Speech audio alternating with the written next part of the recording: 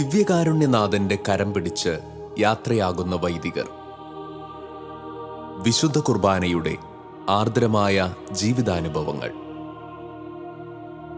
ഇത് Thrissur jubilee mission ഹോസ്പിറ്റലിലെ psychiatry വിഭാഗം അസിസ്റ്റന്റ് പ്രൊഫസറും കപ്പൂച്ചിൻ സഭാംഗവുമായ father doctor Dev Akkara Capuchin.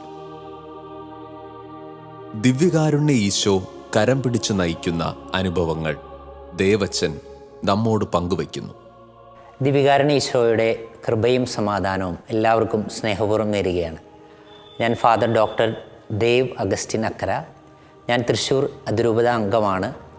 ഞാൻ തൃശ്ശൂരിനടുത്ത് കുട്ടനല്ലൂർ എന്ന് പറയുന്ന സ്ഥലത്താണ് എൻ്റെ വീട്. വീട്ടിൽ അമ്മയും സഹോദരനും സഹോദരിയുണ്ട്. അപ്പച്ചൻ 2 വർഷം മുമ്പ് കർത്താവിൻ്റെ സന്നിധിയിലേക്ക് പോയി. എൻ്റെ സഹോദരൻ മത്തായച്ചൻ, അദ്ദേഹം ഇപ്പോൾ കാൽവരി ഫിലോസഫിക്കൽ കോളേജിൽ അധ്യാപകനായി ശുശ്രൂഷ ചെയ്യുകയാണ്. ഞാൻ ആലുവ സെൻറ്റ് തോമസ് കപ്പൂച്ചിൻ പ്രൊവിൻസിലെ ഒരംഗമാണ്. ദിവ്യകാരുണ്യ ഈശോ എൻ്റെ ജീവിതത്തിൽ വ്യക്തിപരമായ ഇടപെട്ട സംഭവങ്ങളെക്കുറിച്ച് പങ്കുവയ്ക്കുക എന്ന് പറയുന്നത് എനിക്ക് ഏറ്റവും സന്തോഷകരമായിട്ടുള്ള കാര്യമാണ്. ഞാൻ എൻ്റെ SLC പഠനത്തിന് ശേഷം ജീസസ് യൂത്ത് മുന്നേറ്റമൊക്കെ ആയിട്ട് പ്രവർത്തിക്കുന്ന സമയത്താണ് ഞാൻ എൻട്രൻസ് എഴുതി MBBSന് ചേരുന്നത്. അതിനുശേഷമാണ് ഞാനൊരു വൈദിക ദൈവവിളിയിലേക്ക് കടന്നു വരിക. അതിനുശേഷം ഞാൻ 2005 കപ്പൂച്ചിൻ സഭയിൽ പഠനത്തിനായി ചേർന്നു. ഞാനും എൻ്റെ സഹോദരനും ഒരുമിച്ചാണ്, ഒരേ ബാച്ചിലാണ് പഠിച്ചത്. 2015 വൈദികനായി.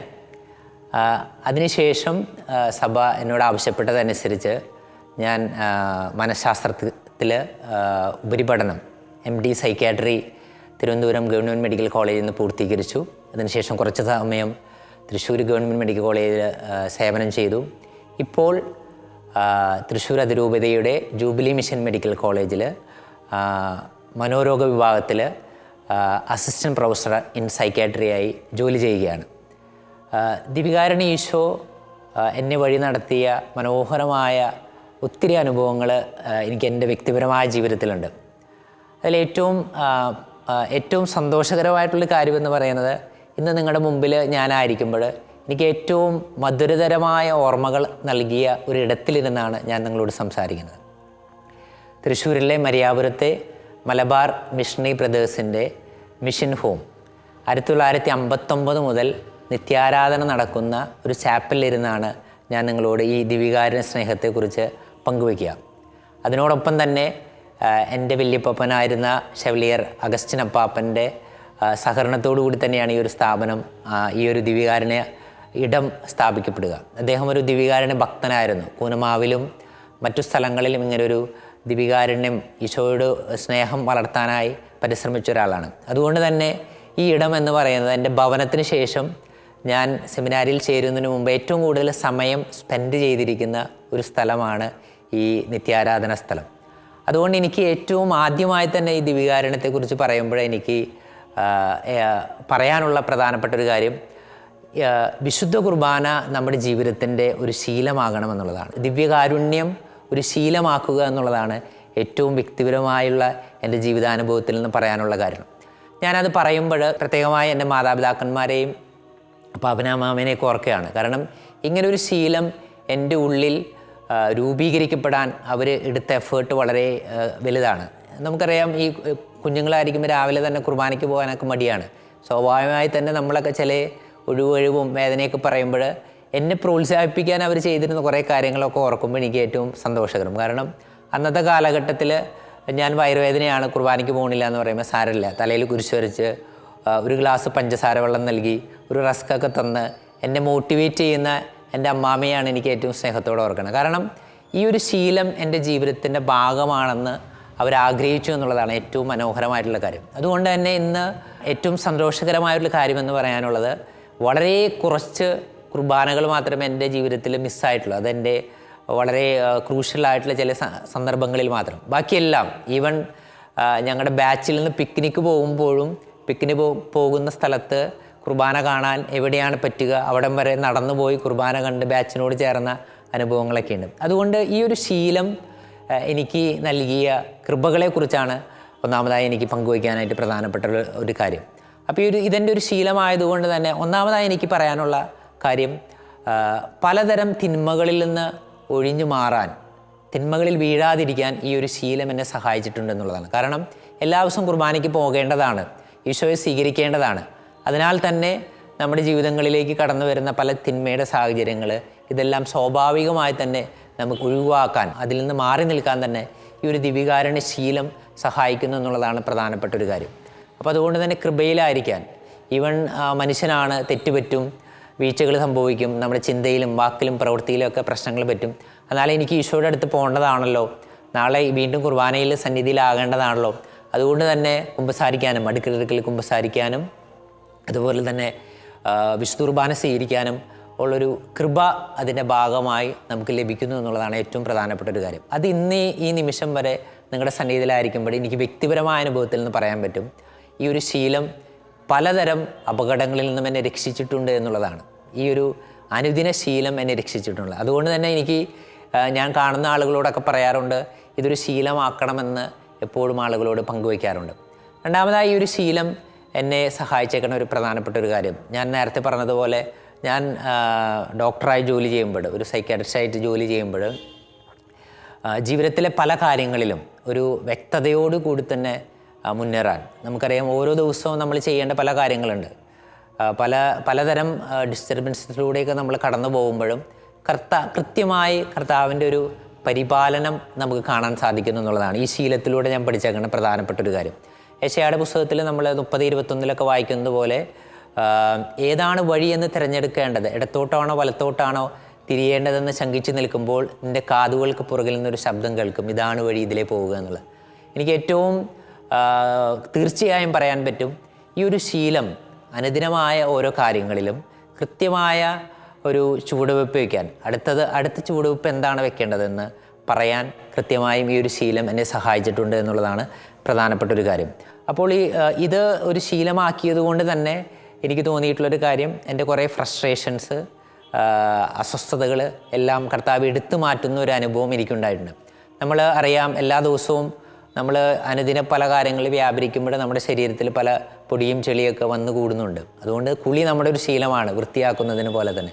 അതുപോലെ തന്നെ ഈ ഒരു മനഃശാസ്ത്ര മേഖലയിൽ ഞാൻ പ്രവർത്തിക്കുമ്പോൾ, മാനസികാരോഗ്യമായി ബുദ്ധിമുട്ടുള്ള ആളുകളുമായിട്ട് സംവദിക്കുമ്പോൾ പല നെഗറ്റീവായിട്ടുള്ള കാര്യങ്ങളും നമ്മൾ കേൾക്കുന്നു. പലരുടെയും ജീവിതങ്ങളിൽ സങ്കടകരമായ അനുഭവങ്ങളിലൂടെ നമ്മൾ കടന്നു പോകുന്നു. നമുക്ക് പല മറുപടികളും പറയാൻ പറ്റാത്ത പല സിറ്റുവേഷൻസിലൊക്കെ വരുന്നു. ഇവിടെയെല്ലാം കർത്താവിൻ്റെ സന്നിധിയിലേക്ക് നമ്മൾ വരുമ്പോൾ എല്ലാം ഈശോ പറയുന്നുണ്ടല്ലോ, അധ്വാനിക്കുന്നവരും ഭാരം വഹിക്കുന്നവരുമായ നിങ്ങൾ എൻ്റെ അടുക്കൽ വരുവിൻ, ഞാൻ നിങ്ങളെ ആശ്വസിപ്പിക്കാമെന്നുള്ളൊരു കാര്യം. പലപ്പോഴും സങ്കടകരമായൊരു കാര്യം, നമ്മുടെ വേദനകൾ, സങ്കടങ്ങളൊക്കെ നമ്മൾ മറ്റുള്ളവരുടെ ചുമലിലാണ് വെക്കുന്നത്, അല്ലെങ്കിൽ മറ്റു സാഹചര്യങ്ങളിലാണ്, നമ്മുടെ ബന്ധങ്ങളിൽ, നമ്മുടെ ജോലി ചെയ്യുന്ന ഇടങ്ങളിലാണ് നമ്മൾ ഇറക്കി വയ്ക്കുന്നത്. അതുകൊണ്ട് തന്നെ ആ സ്ഥലങ്ങളിലൊക്കെ ഭയങ്കര അസ്വസ്ഥത ഉണ്ടാകുന്നു എന്നുള്ളതാണ് പച്ചയായ യാഥാർത്ഥ്യം.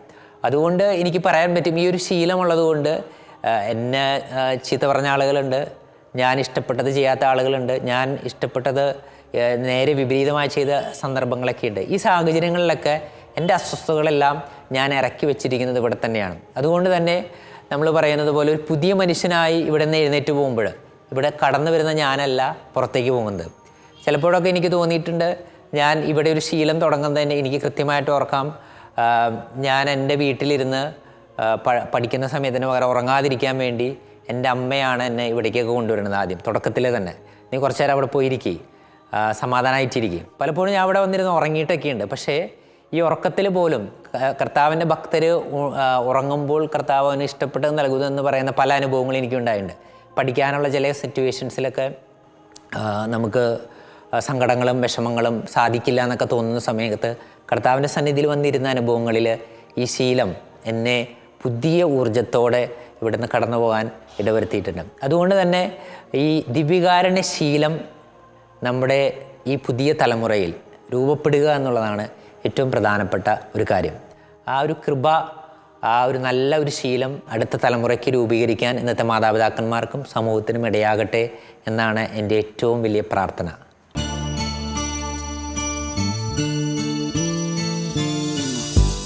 കരുണതൻ കയർ പിടിച്ച് നയിച്ചിടും സ്നേഹമേ, കരുണതൻ കയർ പിടിച്ച് നയിച്ചിടും സ്നേഹമേ, ദിവ്യകാരുണ്യ സ്നേഹമേ, പരിശുദ്ധ സ്നേഹമേ, ദിവ്യകാരുണ്യ സ്നേഹമേ, പരിശുദ്ധ സ്നേഹമേ, പരിശുദ്ധ പരമദിവ്യകാരുണ്യമേ, അനന്ത സ്നേഹമേ, പരിശുദ്ധ പരമദിവ്യകാരുണ്യമേ, അനന്ത സ്നേഹമേ. ഞാൻ നേരത്തെ പറഞ്ഞതുപോലെ ഒരു വൈദികൻ എന്ന നിലയിലും ഒരു വൈദ്യൻ എന്ന നിലയിലും ഒരു സൈക്യാട്രിസ്റ്റ് എന്ന നിലയിലും ജീവിതത്തിൻ്റെ ഏറ്റവും കൂടുതൽ സമയം എനിക്ക് ചെലവഴിക്കുന്നത് തീരുമാനങ്ങൾ എടുക്കാനാണ്, ഡിസിഷൻ എടുക്കാനാണ്. ഈ ദിവികാരുണ്യ ഈശോ ഈ ഒരു പ്രക്രിയയിൽ എൻ്റെ കൂടെ എങ്ങനെയാണ് ഒരു കൃപ വർഷിച്ചുകൊണ്ടിരിക്കുക എന്ന അനുഭവം പങ്കുവയ്ക്കുക എന്ന് പറയുന്നത് ഏറ്റവും സന്തോഷകരമായിട്ടുള്ള കാര്യമാണ്. ഞാൻ ഈ ചെറുപ്പകാലം മുതൽ ഈ ദിവികാരുണ്യ സന്നിധിയിൽ വന്നിരുന്നാണ് ജീവിതത്തിലെ നിർണായകമായ പല കാര്യങ്ങളും തീരുമാനമെടുത്തത്. എൻ്റെ ദൈവവിളിയും പഠനമൊക്കെ പ്രധാനമായി എനിക്ക് ഏറ്റവും ഓർമ്മയിൽ വരുന്നത് പ്രീ ഡിഗ്രിയൊക്കെ കഴിഞ്ഞ് എൻട്രൻസൊക്കെ കിട്ടി. ഞാൻ ആദ്യം എനിക്ക് മെഡിക്കൽ എൻട്രൻസ് കിട്ടിയില്ല, അപ്പോൾ അതുകൊണ്ട് എൻജിനീയറിങ്ങിന് ചേരുകയാണ്. അപ്പോൾ മെക്കാനിക്കൽ എൻജിനീയറിങ്ങിന് ചേരുന്നു. എനിക്കിഷ്ടപ്പെട്ട വിഷയം തന്നെയാണ്. പക്ഷെ പഠിച്ച് കുറച്ച് കഴിഞ്ഞപ്പോഴാണ് ഇത് എൻ്റെ വഴിയല്ല എന്നെനിക്ക് തോന്നുന്നത്. അപ്പോൾ ഞാനന്ന് കോഴ്സ് ഡ്രോപ്പ് ചെയ്യാൻ തീരുമാനിക്കുകയാണ്. അപ്പോൾ നാട്ടിലെല്ലാവരും വീട്ടുകാരും ഒക്കെ പറഞ്ഞു അതൊരു മണ്ടത്തരമായിരിക്കും, അതൊരു നല്ല തീരുമാനമല്ല എന്നുള്ള രീതിയിൽ എന്നോട് പറഞ്ഞു. പക്ഷേ ഈ ഒരു ദിവികാരുണ്യ സന്നിധിയിൽ ഇരുന്നാണ് ഞാൻ അതിനെക്കുറിച്ച് കൃത്യമായൊരു തീരുമാനത്തിലേക്ക് ഞാൻ എത്തുന്നത്. ഞാനത് ഡ്രോപ്പ് ചെയ്യുമ്പോൾ പലതരം ആശങ്കകളുണ്ട്. ജീവിതത്തിൽ ഇനി എന്ത് സംഭവിക്കും എന്നുള്ള ആശങ്കകളൊക്കെ ഉണ്ട്. പക്ഷേ കർത്താവ് എന്നിൽ നിന്ന് ആഗ്രഹിക്കുന്നു എന്ന ഉറപ്പ് എനിക്ക് കിട്ടിയത് ഇവിടെ വെച്ചാണ്. ഞാൻ അങ്ങനെ ഒരു തീരുമാനം എടുത്തില്ലായിരുന്നെങ്കിൽ എനിക്കൊരിക്കലും ഞാൻ നിങ്ങളുടെ ഈ ഒരു അനുഭവം പങ്കുവയ്ക്കാൻ പോലും നിങ്ങളുടെ അടുത്തുണ്ടായിരിക്കില്ല. കാരണം അങ്ങനെ ഒരു തീരുമാനം എടുത്ത് വീണ്ടും മെഡിസിന് ചേർന്നത് കൊണ്ടാണ് ബാക്കിയുള്ള കാര്യങ്ങളിൽ ജീവിതത്തിലെ മറ്റു പല കാര്യങ്ങളിലേക്കും കർത്താവിനെ വഴി നടത്തിയത് എന്നുള്ളതാണ് ഏറ്റവും പ്രധാനപ്പെട്ട ഒരു കാര്യം. അതിലേറ്റവും പ്രധാനപ്പെട്ട ഒരു തീരുമാനം എന്ന് പറയുന്നത് ദൈവവിളിയുമായി ബന്ധപ്പെട്ട ഒരു തീരുമാനമാണ്. ഒരു ഡോക്ടർ എന്ന നിലയിൽ അതിന് ശേഷം അച്ഛനാകാൻ പോവുക എന്ന് പറയുന്നത് അല്പം റിസ്ക്കുള്ള കാര്യമാണ്. കാരണം അതൊരു എല്ലാവരും PG പഠിക്കുന്നു, ഞാനും PG പഠിക്കാനുള്ള പ്രിപ്പറേഷനിലാണ്. പക്ഷേ ഉള്ളിലുള്ള ഒരു ദൈവവിളിയെക്കുറിച്ച് വീണ്ടും ചിന്തിക്കണമെന്ന് ഒരു സ്പിരിച്വൽ ഡയറക്ഷനിലൊക്കെ ഒരു നിർദ്ദേശം കിട്ടുമ്പോൾ അതിനെക്കുറിച്ചൊരു തീരുമാനം എടുക്കാൻ, കാരണം എന്നെ ഇതിനെ സഹായിക്കാൻ ഈ ലോകത്തിൽ ആരും ഇല്ല എന്നുള്ളതാണ് പച്ചയായ യാഥാർത്ഥ്യം. കാരണം എന്നോട് ആരെങ്കിലും പറയുകയാണ് MBBS കഴിഞ്ഞിട്ട് നീ അച്ഛനാവാൻ പോകും, ഞാൻ കുറച്ച് കഴിഞ്ഞ് തിരിച്ചു വന്നു കഴിഞ്ഞാൽ അതിൻ്റെ ഉത്തരവാദിത്തം അയാൾക്ക് ഏറ്റെടുക്കാൻ പറ്റില്ലല്ലോ. അതുകൊണ്ട് ഇതിൻ്റെ ഒരു തീരുമാനം ഞാൻ മാത്രം എടുക്കേണ്ടതാണ്. ഏത് സഭയിൽ ചേരണം, ഏത് വഴി തിരഞ്ഞെടുക്കണം എന്നുള്ള തീരുമാനം അതെൻ്റെ ജീവിതത്തിലെ ഏറ്റവും ക്രൂഷ്യലായിട്ടൊരു ഡിസിഷനായിരുന്നു. ഈ ദിവികാരുണ്യ ഈശോയുടെ സന്നിധിയിൽ നിന്നാണ് ആ ഒരു തീരുമാനം ഞാൻ എടുത്തത്. പ്രത്യേകമായും വേൾഡ് യൂത്ത് ഡേ അസീസിയിലെ ദേവാലയത്തിൽ ആയിരിക്കുമ്പോഴാണ് എന്നെക്കുറിച്ചുള്ള ക്രിസ്തുവിൻ്റെ പദ്ധതി എന്ന് പറയുന്നത് ഈ കർത്താവിൻ്റെ കാലടികൾ ഫ്രാൻസിസ് എങ്ങനെ പിന്തുടർന്നോ അതിലെ നടക്കണം എന്നുള്ളൊരു തീരുമാനം എടുത്തത് ഈ ദിവികാരുണ്യ സന്നിധിയിലാണ്. ഇന്നൊരു 8 വർഷം കഴിഞ്ഞ് തിരിഞ്ഞു നോക്കുമ്പോൾ എനിക്കൊരിക്കലും ആ തീരുമാനത്തെക്കുറിച്ച് ഒരു സെക്കൻഡ് തോട്ട് വന്നിട്ടില്ല. കാരണം കർത്താവ് എൻ്റെ പ്രചോദനത്താൽ എടുത്തൊരു തീരുമാനമാണെന്ന് എനിക്ക് കൃത്യമായും പറയാം. അതിനിടയിൽ കുറേ ജീവിതത്തിൽ മുന്നോട്ട് പോകുമ്പോൾ കൺഫ്യൂഷൻസ് ഉള്ള സന്ദർഭങ്ങൾ ഒക്കെ വന്നിട്ടുണ്ട്. നമുക്കറിയാം, നമ്മളൊരു സന്യാസ ജീവിതത്തിലേക്കുമ്പോൾ നമുക്ക് ഇഷ്ടപ്പെട്ട കാര്യം മാത്രമല്ല, നമുക്ക് ഇഷ്ടപ്പെട്ടത് ചെയ്യുന്നതല്ല പുണ്യം എന്നറിയാം. നമുക്ക് നേരെ വിപരീതമായ ചില തീരുമാനങ്ങളൊക്കെ വരുമ്പോഴും അത് ദൈവഹിതമാണെന്ന് തിരിച്ചറിയാൻ ശാന്തമായി കർത്താവിൻ്റെ സന്നിധിയിലിരിക്കുമ്പോഴാണ് അതിന് സാധിച്ചിട്ടുള്ളതെന്നുള്ളതാണ് ഏറ്റവും മധുരതരമായ ഓർമ്മകൾ എന്ന് പറയുന്നത്. എൻ്റെ വ്യക്തിപരമായ ഡിസിഷൻ മാത്രമല്ല, മറ്റുള്ളവരുടെ കാര്യങ്ങളിൽ ഡിസിഷൻ എടുക്കാനും എനിക്കിതിനെ സഹായിച്ചിട്ടുണ്ട്. പലപ്പോഴും ചില ആളുകൾ ചോദിക്കാറുണ്ട്, ഈ ആരാധനയ്ക്ക് വന്നിരിക്കുന്നത്, പള്ളിയിലൊക്കെ പങ്കെടുക്കുന്നത്, ഇതൊക്കെ സമയം കളയണ കാര്യമല്ലേ എന്ന്. പക്ഷേ എനിക്ക് പറയാനുള്ളൊരു കാര്യം, ഞാൻ ഇതിൻ്റെ വേണ്ടി ചെലവഴിച്ച സമയം എനിക്ക് ലാഭകരമായിട്ടുള്ളൂ. കാരണം തീരുമാനമെടുക്കുക എന്നുള്ളതാണ് ഏറ്റവും ശ്രമകരമായിട്ടുള്ള കാര്യം. മനുഷ്യ ജീവിതത്തിൻ്റെ ഏത് തലങ്ങളിലേക്ക് നോക്കിയാലും തീരുമാനമെടുക്കാനാണ് അവൻ സമയമെടുക്കുന്നത്. അതുകൊണ്ട് തന്നെ ഈ സന്നിധിയിൽ വന്നിരിക്കുമ്പോൾ പെട്ടെന്ന് ചില കാര്യങ്ങളെക്കുറിച്ച് തീരുമാനം ഉണ്ടാകുന്നു. ഇത് എൻ്റെ ജീവിതത്തിൽ മാത്രമല്ല, ഞാൻ ഇടപെടുന്ന മേഖലകളിൽ, പ്രത്യേകിച്ച് ആളുകളുടെ പ്രശ്നങ്ങൾ, പ്രതിസന്ധികളൊക്കെ കേൾക്കുമ്പോൾ ചിലപ്പോൾ എനിക്ക് തോന്നാറുണ്ട് ഇതൊന്നും നടക്കില്ല, ഇത് സാധ്യമല്ല. ചില ബന്ധങ്ങളൊക്കെ വിവാഹത്തിൻ്റെ പ്രശ്നങ്ങളൊക്കെ പറയുമ്പോൾ ഇത് സാധ്യമല്ല എന്ന് ഞാൻ ചിന്തിച്ച സമയങ്ങളിൽ ഞാൻ തീരുമാനം എടുക്കുന്നതിന് പകരം നിങ്ങൾ കുറച്ച് സമയം കർത്താവിൻ്റെ സന്നിധിയിലായിരിക്കും, ഈശോ എന്താണ് പറയുന്നത് എന്ന് കേൾക്ക് എന്നൊക്കെ പറയുമ്പോൾ ചില ആളുകൾ നമ്മൾ ഒരിക്കലും നേരെയാവില്ല, ഒരിക്കലും ശരിയാവില്ല എന്ന് ഒക്കെ തോന്നുന്ന ആളുകൾ തിരിച്ചു വന്ന് നമ്മളോട് പറയുന്നു, അച്ഛ കുഴപ്പമില്ല, നമുക്ക് നോക്കാം, അത് ദൈവം നോക്കിക്കൊള്ളും, അത് കർത്താവ് വഴി നടത്തും എന്ന് തീരുമാനമായി നമ്മുടെ മുമ്പിൽ വരുമ്പോൾ കർത്താവ് ഇനി ഓരോ വ്യക്തിയെക്കുറിച്ചും വ്യക്തമായ തീരുമാനങ്ങളുണ്ടെന്നും അത് അവൻ്റെ സന്നിധിയിലിരിക്കുമ്പോൾ അത് വെളിപ്പെട്ട് കിട്ടുമെന്നുള്ളൊരു വലിയ അനുഭവം ഈ ദിവികാരുണ്യനാഥൻ എൻ്റെ ജീവിതത്തിൽ നൽകിയിട്ടുണ്ട് എന്നുള്ളതാണ് കാര്യം.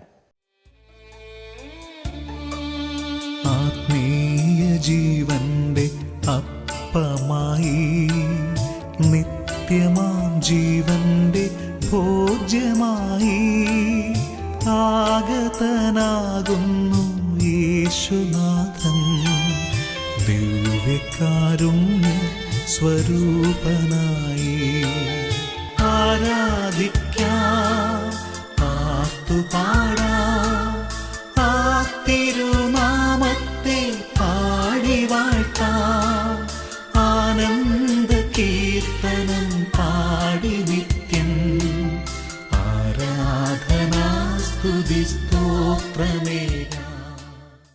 അനുദിനവും അനുഭൂതികൾക്കപ്പുറം അത്ഭുതം പ്രവർത്തിക്കുന്ന ദിവികാരുണ്യനാഥൻ്റെ പല അനുഭവങ്ങളും വ്യക്തിപരമായ ജീവിതത്തിലും എനിക്കുണ്ടായിട്ടുണ്ട്.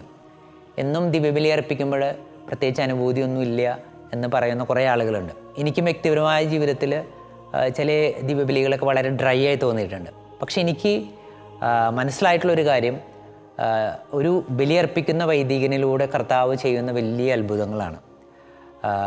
ആ വൈദികൻ പോലും അറിയാതെ തന്നെ കരുണയുടെയും കൃപയുടെയും പുതിയ നല്ല തീരുമാനങ്ങളുടെയൊക്കെ ഒരു അടയാളമാകാൻ ആ വൈദികന് സാധിക്കുന്നു എന്നുള്ളതാണ് ഏറ്റവും പ്രധാനപ്പെട്ടൊരു കാര്യം.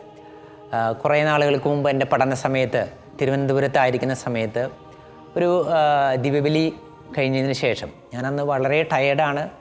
എനിക്കറിയാം അത് വളരെ ടയേർഡായി ഞാൻ ബലിയൊക്കെ അർപ്പിച്ച് സങ്കീർത്തനിൽ നിന്ന് ഇറങ്ങുന്ന സമയത്ത് ഒരു സ്ത്രീ എന്നെ കാണാൻ വന്നു. പുള്ളിക്കാരി നല്ലൊരു ഉദ്യോഗസ്ഥയായിരുന്നു. അദ്ദേഹത്തിൻ്റെ ജോലി മേഖലയിൽ വ്യക്തിപരമായ ജീവിതത്തിലൊക്കെ വളരെ തിക്തമായ അനുഭവങ്ങളിലൂടെ കടന്നുപോയ ഒരാളാണ്.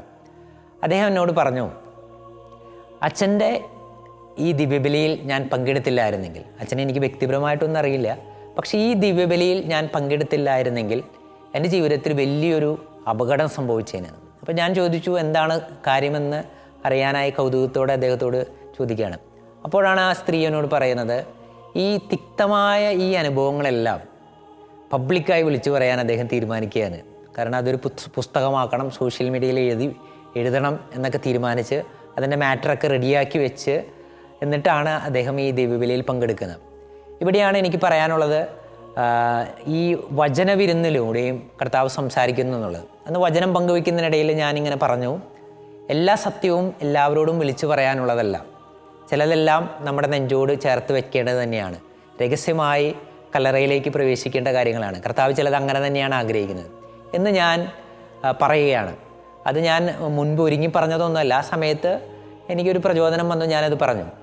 അപ്പോൾ ആ സ്ത്രീ പറയുകയാണ്, എൻ്റെ ജീവിതത്തിൽ അനുഭവിച്ച എല്ലാ കാര്യങ്ങളും സത്യമാണ്, പക്ഷേ എല്ലാ സത്യങ്ങളും വിളിച്ചു പറയേണ്ടതല്ലെന്ന് എനിക്കിപ്പോൾ ബോധ്യമുണ്ട്. അതുകൊണ്ട് ഞാൻ ആ എഴുതി വെച്ച കാര്യങ്ങളെല്ലാം നശിപ്പിക്കാൻ പോവാണ്. പ്രിയമുള്ളവരെ, ഓരോ ദിവ്യബലിയിലൂടെയും നമ്മളറിയാതെ തന്നെ ക്രിസ്തുവിൻ്റെ വലിയ സ്നേഹവും പുതിയ പുതിയ അത്ഭുതങ്ങളും അനുഭവിച്ചറിയാൻ സാധിക്കുന്നു എന്നുള്ളതാണ് പ്രധാനപ്പെട്ട ഒരു കാര്യം. അതുപോലെ തന്നെ ചില കുർബാനകളിലൊക്കെ നമ്മൾ പാട്ടുപാടിയത് ശരിയായില്ല, പ്രസംഗം പറഞ്ഞത് ശരിയായില്ല എന്നൊക്കെ ബലിയർപ്പിച്ച് എനിക്ക് തന്നെ തോന്നിയ പല അനുഭവങ്ങളുമുണ്ട്. പക്ഷേ ചില സമയങ്ങളിലൊക്കെ പലപ്പോഴും ആളുകൾ വന്ന് പറയാറുണ്ട്, അച്ഛാ വലിയ അനുഭവമായിരുന്നു, കുർബാന വലിയ അനുഭവമായിരുന്നു, കർത്താവ് ഞങ്ങളെ തൊട്ടു, സ്വർഗീയമായൊരു അനുഭവം ഉണ്ടായി എന്നുള്ളതാണ്. അപ്പോൾ ഓരോ ദിവ്യബലിയും വലിയ ശക്തിയുടെ സ്രോതസ്സാണ്. പുതിയ തീരുമാനങ്ങളുടെ, പുതിയ തുടക്കങ്ങളുടെ, പുതിയ അനുഭവങ്ങളുടെയൊക്കെ വലിയ സ്രോതസ്സാണ്. അതുകൊണ്ട് തന്നെ ഈ ദിവ്യബലിയിൽ അടുക്കലടുക്കൽ അണയാൻ നമ്മൾ ശ്രമിക്കുക എന്നുള്ളതാണ് ഏറ്റവും പ്രധാനപ്പെട്ടൊരു കാര്യം. ഈ ഒരു അനുഭവം എൻ്റെ അടുത്ത് വരുന്ന ആളുകൾക്കും പലപ്പോഴും എനിക്ക് നേരിട്ട് വ്യക്തിപരമായി അനുഭവിച്ചിട്ടുണ്ട്. പലപ്പോഴും ഈ ശുശ്രൂഷ മേഖലയിൽ ഡോക്ടറായിട്ടൊക്കെ ജോലി ചെയ്യുമ്പോൾ വളരെ റെസിസ്റ്റൻ്റ് ആയിട്ടുള്ള കേസുകൾ, ഒരിക്കലും ശരിയാവില്ല എന്ന കേസുകൾ പല ഡോക്ടേഴ്സിൻ്റെയൊക്കെ അടുത്ത് വന്ന് കണ്ട് നമ്മുടെ അടുത്തൊക്കെ വന്ന് വരുമ്പോൾ നമുക്കറിയാം പ്രത്യേകിച്ചൊന്നും ചെയ്യാനില്ല എന്ന്. അവർ കൊടുത്ത മരുന്നുകൾ, ചെയ്ത കാര്യങ്ങളൊക്കെ നോക്കുമ്പോൾ ഇതൊക്കെ തന്നെയാണ് നമുക്ക് ചെയ്യാനുള്ളത്. പക്ഷേ നമ്മൾ അവർക്ക് വേണ്ടി പ്രാർത്ഥിക്കുമ്പോൾ, അവരെ ഈ കാസയിലും പീലാസയിലൊക്കെ സമർപ്പിക്കുമ്പോൾ, കർത്താവെ നോക്കിക്കൊള്ളണം, എന്തെങ്കിലുമൊക്കെ ചെയ്തേക്കണം എന്ന് പറയുമ്പോൾ, കേരളത്തിൻ്റെ പല ഭാഗത്തു നിന്നും നമ്മുടെ അടുത്ത് വളരെ പ്രത്യാശയോടെ വരുന്ന ആളുകൾക്ക് നമ്മൾ അതേ മരുന്നാണ്, അതേ ഡോസൊക്കെ തന്നെയാണ് കൊടുക്കുന്നത്. പക്ഷേ അച്ഛൻ്റെ അടുത്ത് വന്നതിന് ശേഷം അച്ഛ വലിയ മാറ്റങ്ങൾ, വലിയ അത്ഭുതങ്ങൾ അവരുടെ ജീവിതങ്ങൾ അനുഭവിച്ചറിയുന്നു എന്നുള്ളൊരു കാര്യം വ്യക്തിപരമായി നേരിട്ട് അനുഭവിക്കാൻ സാധിച്ചിട്ടുണ്ട്. അത് ഈ ഈശോയുടെ ഇടപെടലാണെന്ന് ഞാൻ കൃത്യമായി മനസ്സിലാക്കുകയാണ്. അതുകൊണ്ട് തന്നെ ഓരോ ദിവ്യബലിയിലും ക്രിസ്തുവിൻ്റെ സ്നേഹം, പുതിയ സ്നേഹം അനുഭവിക്കാൻ എനിക്ക് ഇടവന്നിട്ടുണ്ട്. അതുകൊണ്ട് തന്നെ ഓരോ ദിവ്യബലി അർപ്പണവും എത്രത്തോളം സ്നേഹത്തോടും ഭക്തിയോടും വിശുദ്ധിയോടും കൂടി അർപ്പിക്കണമെന്ന് ഞാൻ തന്നെ മനസ്സിലാക്കുകയാണ്. കാരണം I am becoming an instrument of God എന്നുള്ളൊരു കാര്യമാണ്. അപ്പോൾ ഈ ഒരു ദിവ്യസ്നേഹത്തിൻ്റെ അനുഭവം അനുദിന ജീവിതത്തിൽ ഒഴുക്കാൻ, മറ്റുള്ളവർക്ക് കൃപയുടെ ചാനലാകാൻ കർത്താവിനെ തിരഞ്ഞെടുത്തത് വളരെ എളിമയോടും സ്നേഹത്തോടും കൂടെ ഞാൻ ഓർത്തു പോവുകയാണ്. ദിവ്യരഹസ്യങ്ങൾ കൂദാശ ചെയ്തിടും പൂജിതമാമ്പലി വേദീതിൽ ആഗതനാകുന്നു ജീവന്റെ അപ്പമായി ദൈവത്തിൻ നിത്യകുമാരനീശോ. ദിവ്യരഹസ്യങ്ങൾ കൂദാശ ചെയ്തിടും പൂജിതമാമ്പലി വേദീതിൽ ആഗതനാകുന്നു ജീവന്റെ അപ്പമായി ദൈവത്തിൻ നിത്യകുമാരനീശോ. എൻ്റെ ചെറുപ്പകാലം മുതൽ എന്നെ താങ്ങുകയും എന്നെ വഴി നടത്തുകയും ചെയ്ത അദ്വികാരനെ നാഥൻ്റെ എൻ്റെ ജീവിതത്തിലെ വ്യക്തിപരമായ ഇടപെടലുകളെക്കുറിച്ചാണ് ഈ കുറച്ച് സമയം നിങ്ങളുമായി പങ്കുവച്ചുകൊണ്ടിരുന്നിരുന്നത്. എൻ്റെ ഒരു പ്രൊഫഷണൽ ലൈഫിൽ, ഒരു ഡോക്ടർ എന്ന നിലയിൽ, ഒരു സൈക്യാട്രിസ്റ്റ് എന്ന നിലയിൽ, അല്ലെങ്കിൽ ഒരു വൈദികൻ എന്ന നിലയിൽ കഴിഞ്ഞ 8 വർഷത്തോളം കർത്താവിനെ വഴി നടത്തിയ ഏറ്റവും മനോഹരമായ വഴികൾ, അതിലേക്ക് ഞാൻ തിരിഞ്ഞു നോക്കുമ്പോൾ ഏറ്റവും സ്നേഹത്തോടും നന്ദിയോടും കൂടി മാത്രമേ കർത്താവിനെക്കുറിച്ച് എനിക്ക് പറയാൻ പറ്റുള്ളൂ. ഞാൻ അവിശ്വസ്തനായിരുന്നിട്ട് പോലും കർത്താവ് വിശ്വസ്തനായി എന്നെ കൊണ്ടു നടന്ന അനേകം അനുഭവങ്ങൾ പോലും. അതുകൊണ്ട് തന്നെ ഈ സ്നേഹം മരണം വരെ അനുഭവിക്കുകയും മറ്റുള്ളവർക്ക് പങ്കുവയ്ക്കുകയും കൊടുക്കുക എന്നുള്ളതാണ് ഏറ്റവും പ്രധാനപ്പെട്ട ഒരു കാര്യം. ഈ അപ്പത്തിനോടും വീഞ്ഞിനോടും ഒപ്പം അനുദിനം എൻ്റെ സഹോദരങ്ങളുടെ സങ്കടങ്ങൾ, ആവശ്യങ്ങൾ, വേദനകൾ സമർപ്പിക്കാൻ 5,000 പേർക്ക് പങ്കുവച്ചതുപോലെ അവരുടെ ജീവിതങ്ങളിൽ ഇടപെടാൻ കർത്താവിനെ ഇടയാക്കി അവൻ്റെ മുന്തിരിത്തോപ്പിലെ വേലക്കാരനായി എന്നെ തിരഞ്ഞെടുത്തു എന്നുള്ളതാണ് എൻ്റെ ജീവിതത്തിലെ ഏറ്റവും വലിയ മഹാഭാഗ്യമെന്ന് ഞാൻ കരുതുകയാണ്. ഇനിയുള്ള കാലത്തോളം, കർത്താവ് ആഗ്രഹിക്കുന്ന കാലത്തോളം ഈ ദിവികാരുണ്യത്തിൻ്റെ ശുശ്രൂഷകനാകുവാൻ കർത്താവ് എന്നെ അനുവദിക്കും എന്ന് ഞാൻ വിശ്വസിക്കുകയാണ്.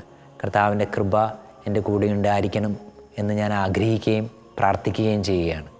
നിങ്ങളും എനിക്ക് വേണ്ടി പ്രാർത്ഥിക്കുമെന്നുള്ള വലിയ പ്രത്യാശയോടെ ദിവികാരുണ്യനാഥൻ്റെ സ്നേഹം നിങ്ങളുടെ ജീവിതത്തിലെ എല്ലാ മേഖലയിലും ഉണ്ടാകട്ടെ എന്ന് പ്രാർത്ഥിക്കുന്നു.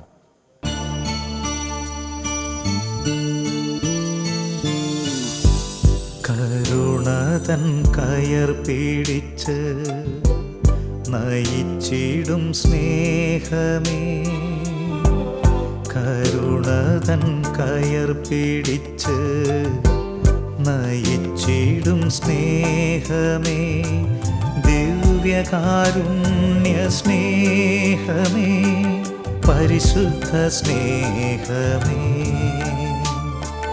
ദിവ്യകാരുണ്യ സ്നേഹമേ, പരിശുദ്ധ സ്നേഹമേ, പരിശുദ്ധ പരമദിവ്യകാരുണ്യമേ, അനന്ത സ്നേഹമേ, പരിശുദ്ധ പരമദിവ്യകാരുണ്യമേ, അനന്ത സ്നേഹമേ.